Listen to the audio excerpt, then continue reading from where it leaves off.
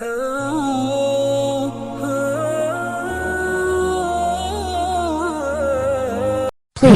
subscribe and click notification bell.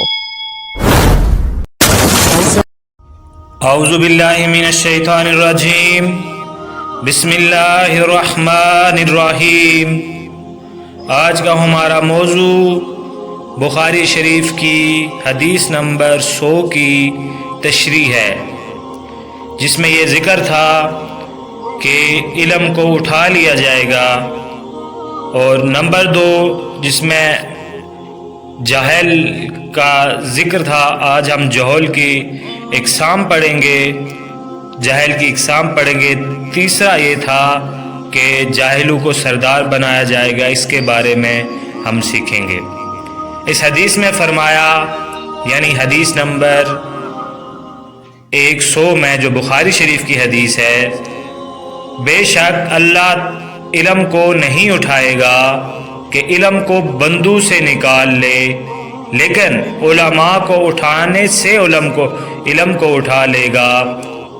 اس حدیث کا معنی یہ ہے کہ اللہ تعالیٰ نے اپنے فضل سے اپنے بندوں کو جو علم عطا فرمایا ہے وہ ان سے واپس نہیں لے گا۔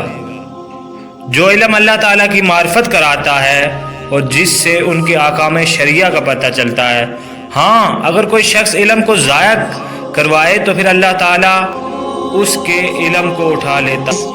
جہل کی اقسام ہے۔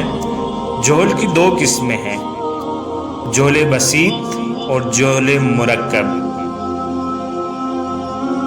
جہل بسیط یہ ہے کہ آدمی کو کسی چیز کا علم نہ ہو اور وہ کہے مجھے اس چیز کا علم نہیں ہے، یعنی جہل بسیط جس میں کسی چیز کا بندے کو علم نہیں اور وہ اس بات کو تسلیم بھی کرتا ہے کہ مجھے اس چیز کا علم نہیں۔ جبکہ جہل جو مرکب ہے، اس میں یہ ہے کہ اس کو کسی چیز کا علم نہ ہو اور وہ یہ سمجھے کہ اس کو اس چیز کا علم ہے۔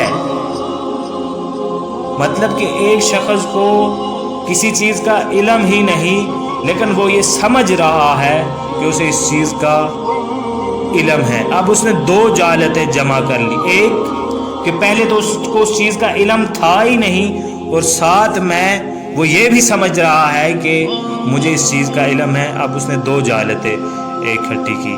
تو اس حدیث میں جن جاہلوں کو مفتہ بنانے کا ذکر ہے، ان سے مراد وہ جاہل ہے جو جہل مرکب میں مبتلا ہے۔ تیسری چیز، اس حدیث میں جاہلوں کو رئیس اور سردار بنانے کی مذمت ہے، اور علم کی حفاظت کرنا اور علم کے ساتھ مشغول رہنے کی ترغیب ہے، اور یہ کہ حقیقی ریاست علماء اور مفتیوں کی ہے۔